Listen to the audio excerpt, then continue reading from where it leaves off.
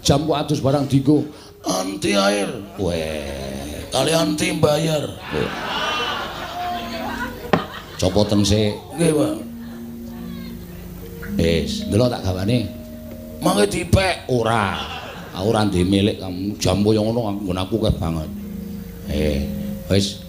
Wah, wis tak sae ya. Nggih. Nyedak rene.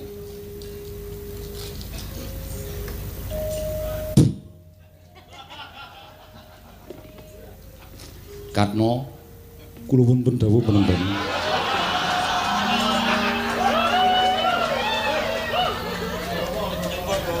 Coba aku gumun